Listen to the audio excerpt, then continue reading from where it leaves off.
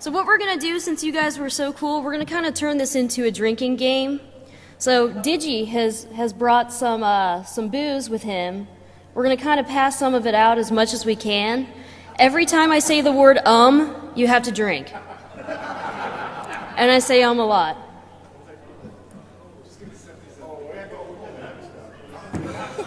Do you want to just like pass them around? But you can just, alcohol kills all the germs, so whoever has it, you just keep passing. Whoever has it, when I say you have to drink.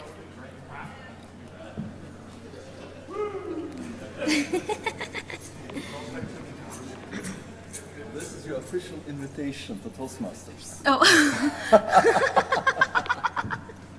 Thanks. Actually, I'll get with you later because I am interested in that.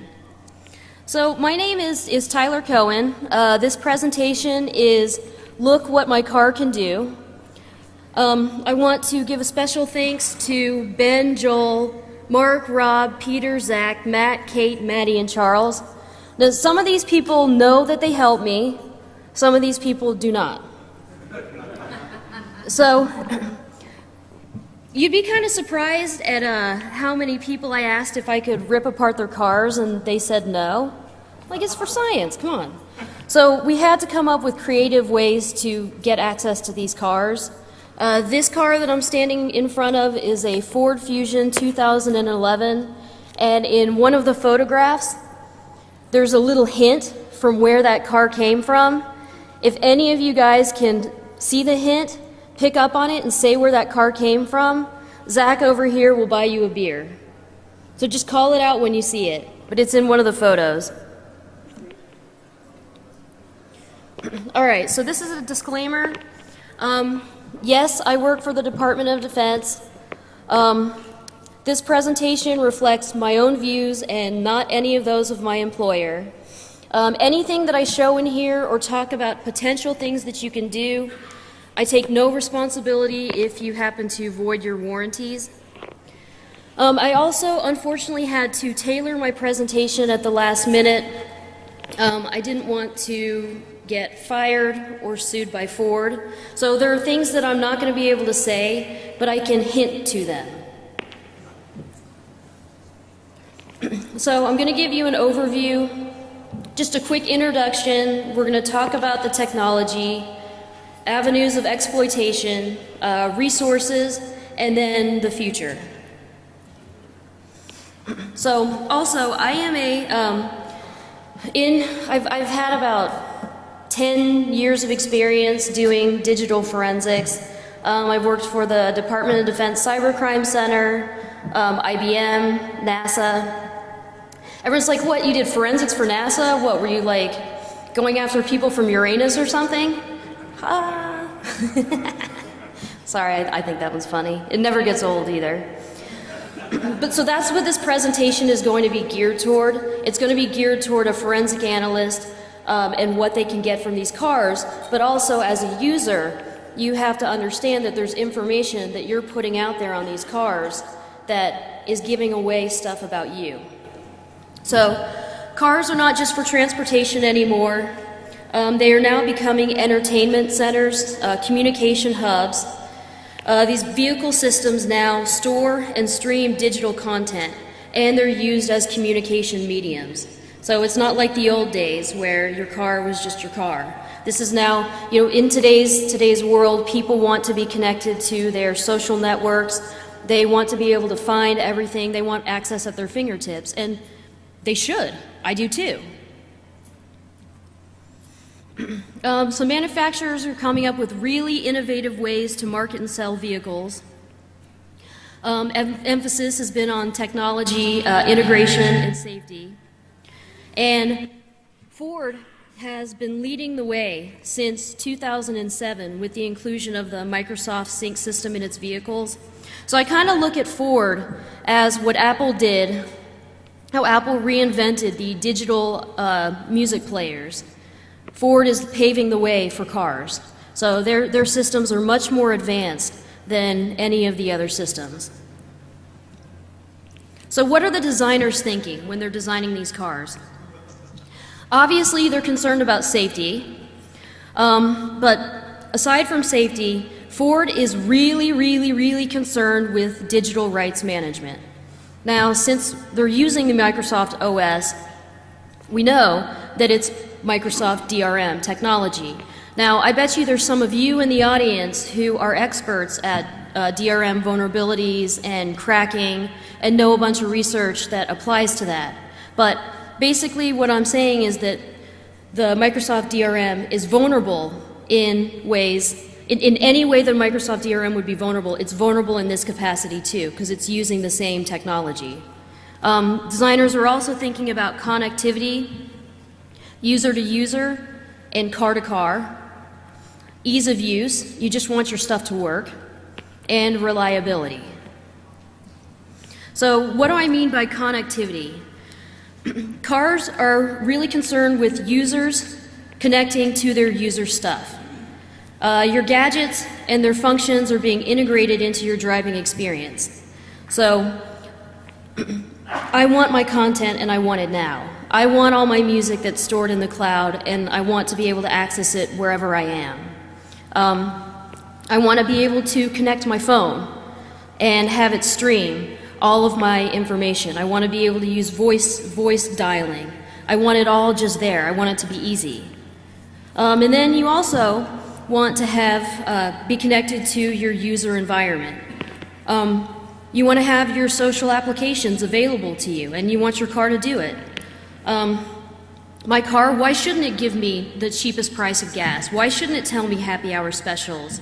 My brother Zach over here, he likes using social applications to look for hot chicks and dudes. He puts it up, the augmented reality, and he can see how far away a hot chick is from him, and he can chat with her. He can say, yeah, I'm going to check in, and I'm going to check in with you, and let's meet up. Why can't your car do that for you?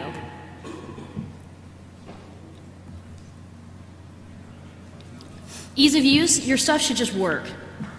I mean, most of us are pretty lazy. We just want our stuff to work. We buy it, we spend a lot of money.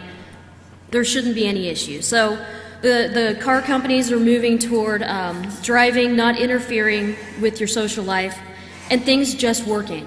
That means more automation, more integration, and more interoperability. That's a tough word. Well, what? Yeah, exactly. Exactly. So what does that mean for us? Well, the more automation, what does that? That means the more vulnerabilities and more vectors of attack. So these are things that I want us to just kind of be keeping in our minds. Reliability, again, things should just work. There have been some complaints with the Ford systems that I've been reading on the forums and then from people who actually have these cars. There's complaints that the car entertainment system reboots while driving, which is kind of a problem.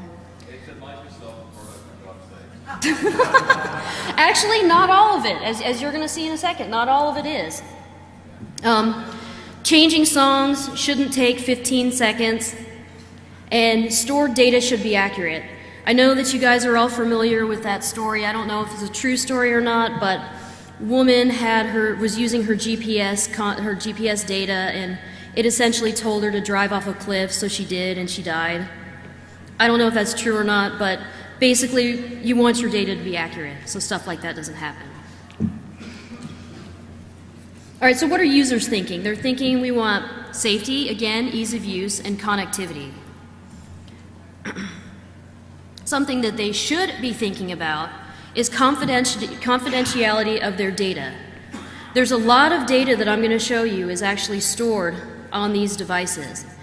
They need to be thinking of, a friend could come into their car and get their data if they have devices set up for that. These devices have remote access now, they have wireless on them, there's Bluetooth. Or a forensic analyst, could come and get your data. So they really need to be cognizant of what's being put on there. So,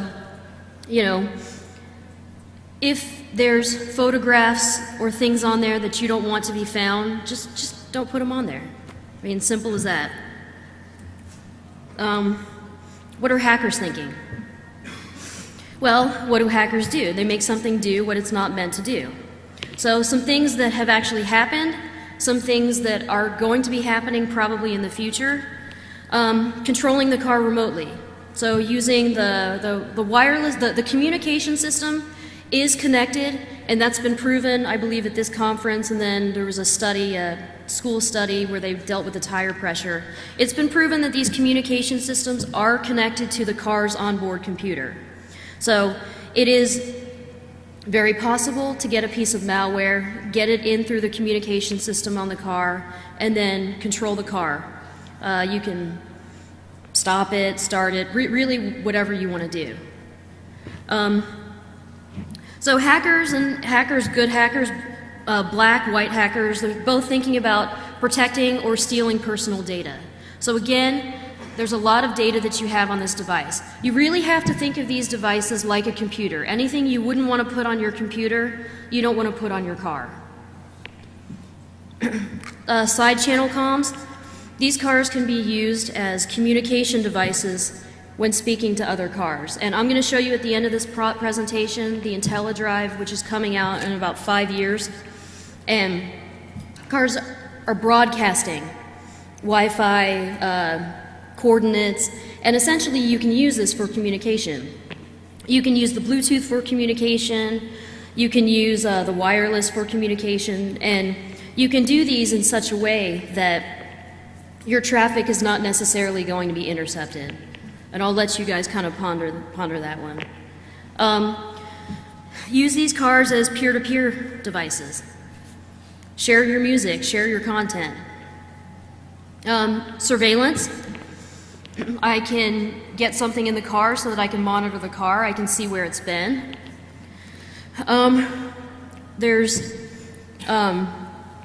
So that's surveillance, or again, just using it like Zach's going to do to just find hot chicks.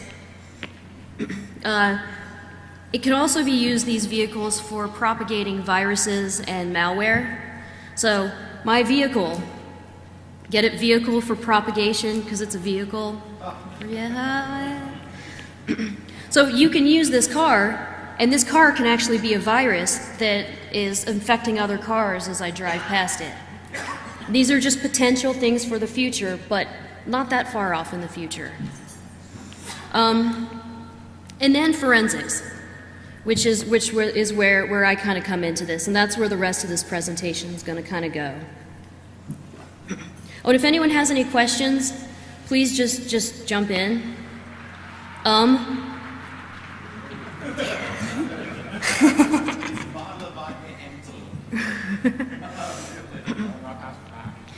So what is stored? What are stored on these devices?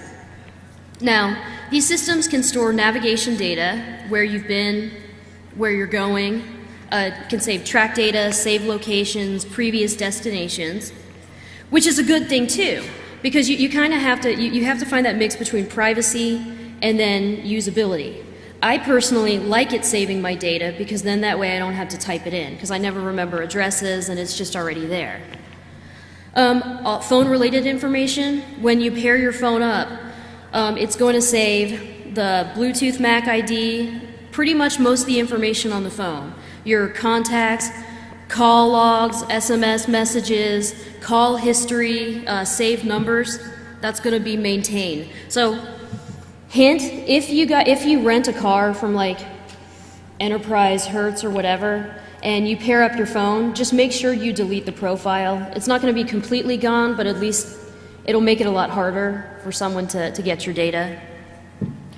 Music files, image files. The Ford Sync Generation 1, you can put 32 files, 32 photos on the car. User voice profiles. Information about the car. Potentially, this is a kind of in the future, stats on how am I driving, do I speed, all that kind of good stuff. Previously connected USB devices, wireless access points, where you've been with the wireless, and then in the future, like I said, the driving habits. And if anyone can think of more that I missed out, just let me know after, because there's a ton of data that's contained in those cars. Okay, so as a forensic examiner, why would I care about photos or songs? Well, these photos. Oh, sorry. By the way, Zach, I rated your music collection. You don't mind that I borrowed your Ace of Base, do you? All right. So you think that that's just a MP3 file of Ace of Base? It's not. It's tagged with Zach's ways to pick up hot chicks. Just a regular photograph. By the way, is that the cutest dog you've ever seen in the world? Yeah, he is. Like his little mohawk, baby. So that's a stagged photo as well. So, or child porn images, malware, really anything that you want to hide in there, because if you upload any one of these files, whether it's stagged or you've manipulated it, as long as the header and footer are going to match, the car's gonna accept it in, so you can use it as storage. All right, so these are two pictures of vehicles. They're embedded, fully integrated systems with the vehicles. There's two different styles that I'm showing you right now in the first generation. The first is a Ford Fusion 2011 without the navigation system. So you can see it's just kind of got the little teeny faceplate on the radio. And then you've got the full navigation system. Now, the navigation system gives you the ability to store data. Without the navigation system, the only way you have the ability to store data is on the flash ROM chip in the sync module, which I'm going to get to a little bit later. But that's kind of what they look like. That's, I think, a Ford Edge 2011. Excuse me? Yes? Florida? You said if we figured out where the car is from, we get beer? Oh, no. It's much more subtle, and it's later in the presentation. But you know this free beer means you have to sit and talk with Zach for a while, but maybe he'll go over his rules of finding hot chicks. So the first generation, Ford started doing this in 2007, and the first generation is to 2011-ish, maybe 2012-ish, because some cars still have this, some cars are moving on to the second generation. Now, there are two separate components. Yes? This brings the question of, is there a movement in the future to put the SD cards in the machines and have law enforcement be able to come up, pop out your card, pop it into a reader and say, here's your $2,000 ticket? There is that potential, but that's coming up in the end of the presentation. That's Gen 2. So this is still the Gen 1. But, so it has separate components on the head unit. So you have I'll get deeper into that. It's got storage. It's got a hard drive in it. The second generation, some of the 2011s already have it, but it's really going to be the 2012s and 13s and up. It's a single integrated unit. So the sync module and the nav system are all going to be in one. And the storage, some of them will still have hard drives, but they're moving away from hard drives as storage. They're going to have a SD card that has a software lock on it, and external USB storage and streaming for your data. So they're moving away from them having the integrated mass storage. Both of these generations are updatable through USB, which is going to be important later. All right, so the first generation, which is what you probably see on the road right now, the sync module, the operating system is Microsoft Automotive, and it's a Windows CE-based operating system. Data is stored in this module, this chip, which I'm going to show you a picture of later. You can get all the phone-related information, music indexes, user voice profiles, and then there's a couple of other little stuff that's going to be in there too that could be relevant or might not be relevant too, but it's stored in this NAND flash chip. The head unit, which is the nav system, it's got the operating system, it's Clarion VxWorks, and the way that we first found out that there were two different operating systems on the nav and on the sync module, we took the sync module out of the car, and the navigation system still worked. And we're like, huh, So that's kind of, that was a hint for us that there were two different operating systems. It's got a 40 gigabyte PATA hard drive with a TPM style protection on it. Data stored, you can get music files, photos, navigation data. So this is the inside of the sync module. You can see where the little arrow's pointing. That's the Samsung NAND flash. Now, when you open these up, it doesn't mean that in every car you're going to have a Samsung NAND flash. It could be a different manufacturer. It just kind of depends on where that car was built.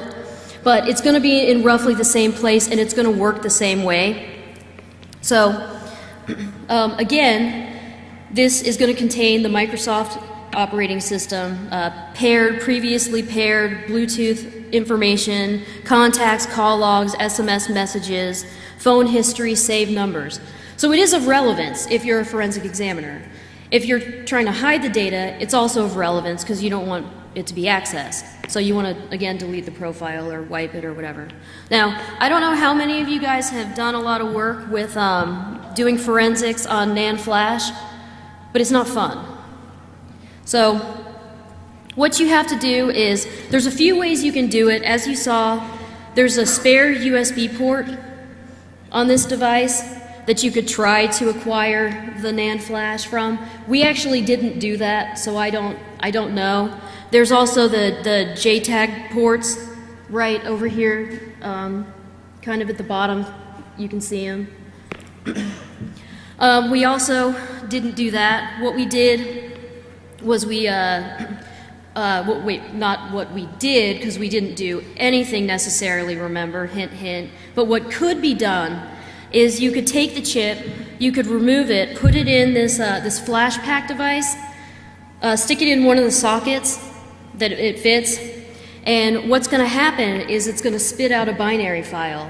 And for those of you who have done any forensics on the NAND flash, it's kind of a pain, because the way that it works is you have the wear leveling, which is going to be different for each chip manufacturer, but you can still figure it out. So for this one, you have every sector on the flash can be written over only 10,000 times. So what's going to happen is you're not going to have consecutive sectors. And there's going to be, I always forget if it's a 4K chunk or if it's a 16K chunk that has a numbering sequence. So it's numbered, a chunk right in front of each sector that tells you where that sector goes. So what you have to do is you have to get this binary file out of this thing, and you have to manually remove those chunks that tell you the number of where each chunk is, reorder them, and then you can pop it into any forensic tool. It'll just be a regular raw DD image file. So that's how you have to do it. Maybe it sounds complicated to you, maybe for some of you it doesn't, but it's really not that difficult. It sounds a lot worse than it is, so it is doable. So removing the sync module, I had a lot of other pictures. I mean, we just tore these cars apart. And this one actually I got permission. My good friend Ben, who I wish he was here, when I asked him if I could tear apart his car, he not only said, yeah, of course, he said, I'll help you. So he did. And this is a Ford Edge 2010. The Ford Sync module is located behind the center console. Really easy to get to. It's just held in place with clips. And then there's 4 screws, and you just remove it. And then you take the faceplate off, and then you have access to what I saw. Oh, one thing quickly. With this, when you pop out the chip to do the analysis on it, you're probably not going to get it back in. Just saying. You will void the warranty, and unless you're a pro with a soldering iron, you're not getting it back in. Sorry, Ben. So this is the head unit. This is the front of it. It's got, again, the 40 gig PATA hard drive. This would happen to be a Hitachi Endurostar. That doesn't necessarily mean that you'll have a Hitachi if you were to get one out or if you were to buy the car. I think they just kind of use whatever they have in batches. This is going to contain, because it's generation 1, navigation data, track data, breadcrumbs, saved locations, previous destinations, and all your music files, which as we know could be STEG files. So acquiring the head unit. So I'm going to go over a couple of techniques that will probably work. Hint, hint, hint. Drink. Just kidding. All right. So we removed the head unit. That's kind of what it looked like. There's also a picture that Ben wouldn't let me use of Ben like standing there like with almost a heart attack on his face that I ripped his car apart. And that's the back. You can kind of see on the second one where the hard drive was. You just pull it out. It's really easy to get the hard drive. Although I gotta tell you, when you take the car apart, it's a lot easier to take apart again than it is to put back together. So, any of you who are forensic analysts, you see this, you see that the drive's connected to a write blocker and I've got it into some forensic tool. Yeah, that's not gonna work. Now, why is that not gonna work? Because Ford is really concerned with digital rights management and protecting music being imported to the hard drive. So they've implemented this TPM lock style protection where the hard drive is essentially looking for a serial number on a module in the head unit, so in the chassis. So without that, it's locked, and it's really difficult to get around that, but it is doable. So, for example, if the hard drive gets corrupt or breaks, Ford's just going to replace the entire chassis. They're not going to get stuff off your hard drive. They're not going to fix it for you. They're just going to give you a whole new head unit with a new drive. So you can't take this hard drive and put it in another unit and have it work. It just won't. Well, without some manipulation. So ways to get around this. Clarion maintains a master password that will help you unlock this device. If you can get to Clarion and you're nice to them and not necessarily lie, but tell them what you're interested in doing, they might give you that master password. Just saying. But if you're not nice, what you've got to do is you've got to find a way to get around the TPM style lock. And how do you do that the easiest way? You just keep the car running. You keep power to the vehicle and then it's not going to be an issue. So there's a hardware component that is in creation that what it does is it connects the head unit, the hard drive, and the laptop.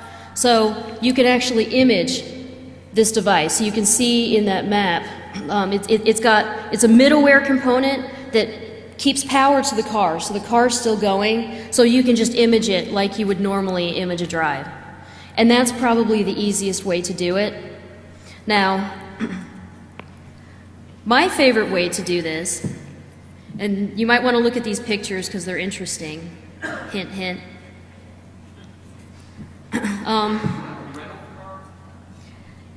Maybe. Why do you say that? Yeah. And where's it from? Enterprise, yeah. You have no idea how hard it is to go to Enterprise and actually request a specific car. They don't do it. I mean, it took a lot of social engineering to just be nice and friendly and say, you know, I really am trying to buy this car, but I want to test it first, you know. And the woman was so nice. She kept the car for me, hid the key in the fridge so no one else would get that car, and it was nice. I appreciated that. I actually thanked her in the beginning. So this is a way that actually is probably might be your easiest bet. This is exploiting the update process. So you go to the Ford website, you update the latest file, and you put it on your USB stick, and then you stick it in the car, and you go through this update process that you can see that we're doing right here. And it's a cab file. Now, if you were able to get some code into this cab file and still make it readable as a cab file, you would be able to put software on the device that would allow you to exfil a drive through Bluetooth or through the wireless. So I don't want to call it malware because it's not necessarily malware, because the purpose of it is different. All right, it's malware, whatever. Whatever, you know what? Sorry, DoD, it's malware. You can exploit this update process, customize this cab file, put your malware on there that will then allow you to exploit the Bluetooth and use it to image your file. And that way you're getting around the TPM lock. Now this way is kind of cool too. There's a guy in Florida, kind of a bit of a hermit, ecoastal.com, and what he's done is he's created some hardware that you put on the back. It puts the system into a CAN diagnostic mode, and what he does is he flashes the radio with predefined options. So again, you could use this method. You could flash the radio with these predefined options, and some of those options you put on are again malware that allow you to access the car. And I'm saying this because this is what a forensic analyst would do, but keep in mind that these are also things that someone with not so good intentions could do as well. So they could put stuff so they could constantly get access to your car. Would it be possible to flash the BIOS on the hard drive itself to remove the check and serial number? I don't know. We haven't tried that. It could be something worth trying. So the second generation. So the second generation is going to be a little bit different. It's going to be a single integrated component. So the Microsoft Sync chip is going to be in the head unit. And they're getting away from the Clarion VxWorks, and the operating system for the nav unit and for the chip is going to be Microsoft Office, and again, Windows CE based. So again, exploits that were going to work against Windows CE might work against this as well. They are moving away from having a hard drive. They're moving toward having all of their storage be an external USB drive or an SD card. And the SD card has a software lock protection on it. I haven't been able to get one yet, but I'm going to get one and play around with that. How come no one's drinking? I just said come on. Damn it. So they're also, they have a full suite of wireless products. You can turn your car into a wireless hotspot. You can connect to any wireless network that you want. Again, that information is going to be stored in the chip. So that's information that you can get access to as well. Software locked. Yeah, drink. How come no one's a drink? Someone drink. Saw you drink, all right. All right, so this is the second generation 2012 Ford Explorer with the second generation system, and I thought that I was being a master social engineer here. I thought I was being so smart. So we dress up, we go to the Ford dealer, and I start asking him all kinds of questions, pretending like I'm going to buy the car, and ask if I can take pictures of stuff so that I could show you guys what's going to be there. And I should have known that the true social engineer masters are car salesmen, because if my husband hadn't been there with me, I would have walked out with that car and an $800 car payment because my car is still in a lease. Yeah, I hate, they're like, what can I do to get you in this car today? And I've got stars. I'm like, anything. Yeah, but that car is really nice, really nice. So again, this includes the SD card in the center console. You can see it. This is the Ford Explorer 2012, or was this the F-150? The Explorer, okay. It's got two USB ports. Oh, that's important to note too. The USB ports are not connected to the head unit, the hard drive. So you can stream stuff from it, but you can't use them as points of doing a forensic acquisition. And this is important to note too. The only way that you can get information onto the hard drive, the photos, currently is through the CD. But then again, using some of these methods that I spoke about are ways of cracking that so that you can get your music on there through Bluetooth, through wireless, if you put that piece of malware on there using those other methods. Logic would assume is this all still hooked into a CAN bus network? It is. Yeah, that's a shame. Yeah, it is. What was the question? Can you say that loud? Is it hooked into the main core CAN bus network? It is. Ford has attempted to firewall it off, but and I'm saying Ford is really leading this. They've really thought of a lot of things, but GM hasn't, Dodge hasn't, and as pretty much everyone in this audience knows, you can find ways to get around a firewall, but at least they're making an effort. So you can see on this SD card case, this contains the maps. It says on there, this card is write protected. It can't be used in any other system. So that just kind of shows you also it's software protected. But then I had my boy, like, there is no information about this stuff on the internet. There just really isn't.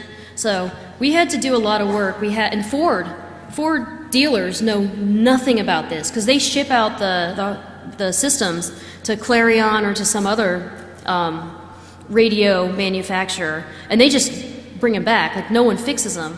So I had to work my way through Ford dealer to a radio manufacturer to Clarion and to Ford finally, and the Ford engineer. So there wasn't a lot of information out there. So anyway, so this is the plastic case that comes with it. It's your maps.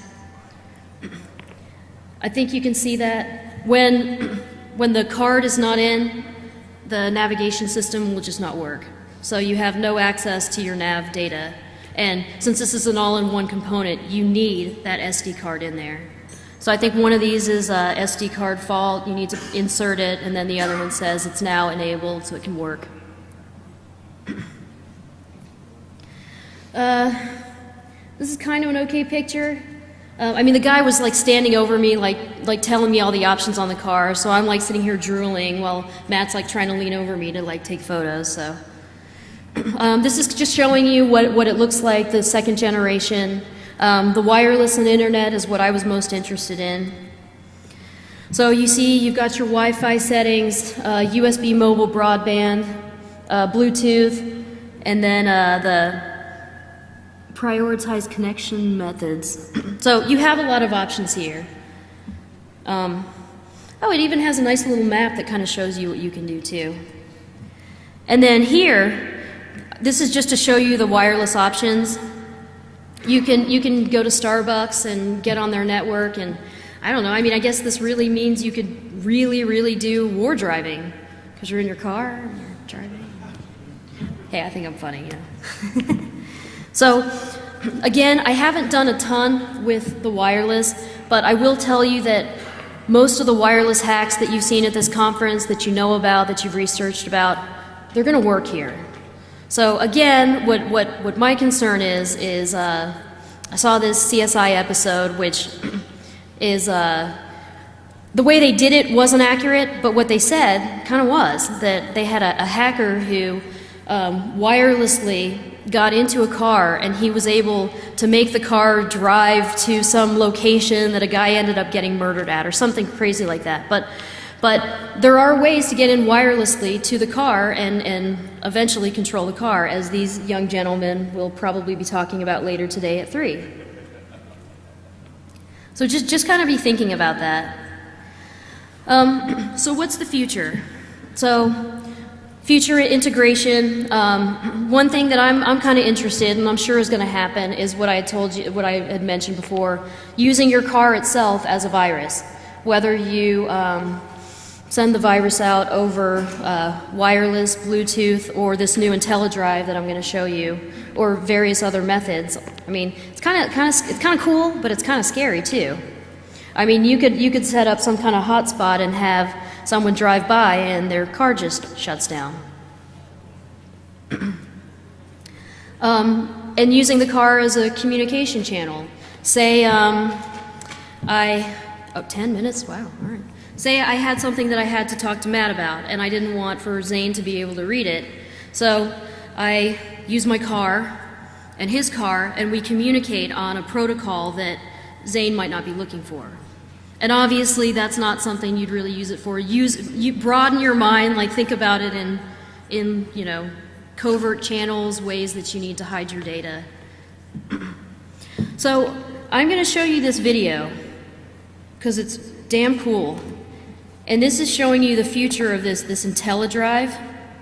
And while you're watching it, think about the possibilities and the potentials for this technology, using it as a communication device, surveillance, sending out viruses, or just saving lives, which is what it was meant to do. Back now at 7:45 with remarkable new technology designed to keep you safer behind the wheel. CNBC's Phil LeBeau is at RFK Stadium in Washington, D.C. with an exclusive first look at something that could prevent thousands of potentially deadly collisions. Good morning to you, Phil. Good morning, Meredith. Imagine your car could talk to any other car or truck on the road and warn you if you were about to crash into each other. It's called IntelliDrive, and it may sound like something out of the Jetsons, but it's closer than you think to becoming reality. It happens every 6 seconds in the U.S. Car crashes, head-on, side impact, or rear-end collisions. More than 5 million in 2009, killing almost 34,000 and injuring 2 million more. A group of major automakers, including Ford, GM, and Toyota, are developing a technology called IntelliDrive that will allow cars to communicate with each other and warn drivers when they're about to crash. We feel that the IntelliDrive program, fully implemented, can save up to 80% of traffic accidents for non-impaired drivers. Here's how it works. Using GPS transmitters and Wi-Fi, cars constantly send out signals with their location and speed. So a driver about to be broadsided at an intersection would be warned to hit the brakes and avoid a collision. We want it to be like a vigilant co-pilot that they have with them all the time. We tested the technology with engineers from Ford, first at a blind intersection. Looks like it's safe for me to go, so at this point I'm going to accelerate. Whoa! Not a good idea. And attempting to change lanes. With this system, it warns you if you're going to lane change into another car. So here's an example. And right there, the system warns me that in the lane right next to me, there was a car that I would have hit. With technology that helps prevent rollovers and drifting across lanes, cars are already doing some of the thinking for you. And Google is testing a car that does the driving for you. It's possible that someday cars will drive themselves like the space vehicles on the Jetsons. Hey, looks like an opening overhead. Until that day, IntelliDrive will make a big impact on safety. I think this has huge potential to reduce crashes on our freeways. And save lives. And save lives, which is really the ultimate goal. So when might we see IntelliDrive in all new cars and trucks? Well, maybe 5 or 6 years down the road. It'll take the federal government some time to make the rules and mandate everything for the automakers. But make no mistake, Meredith, talking cars are coming, and it could save thousands of lives. Yeah, I love the idea. Phil LeBeau, thank you so much. All right, thank you, Meredith. So you can see where that's going, and I hope that your gears are turning. We're probably going to be presenting this at the DoD Cybercrime Conference. Maybe I might submit for ShmooCon, I don't know. But I think at those conferences we'll be able to release the tool that we were talking about through the update file that will actually enable you to get the Bluetooth back and hopefully demo it. If there's enough room to bring one of the cars in, I might try to do that too. So, does anyone have any questions?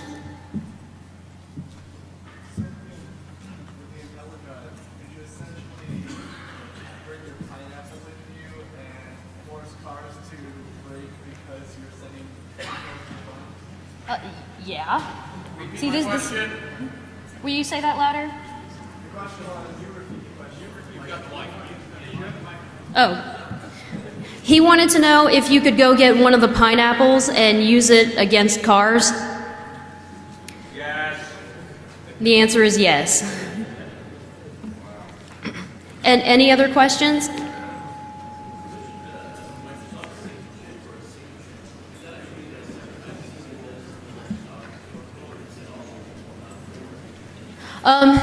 It's the operating system is on top of the chip. So there's firmware that's the chip manufacturer that's going to be in there, but then there's also the Microsoft that does have the firmware on there. Yes.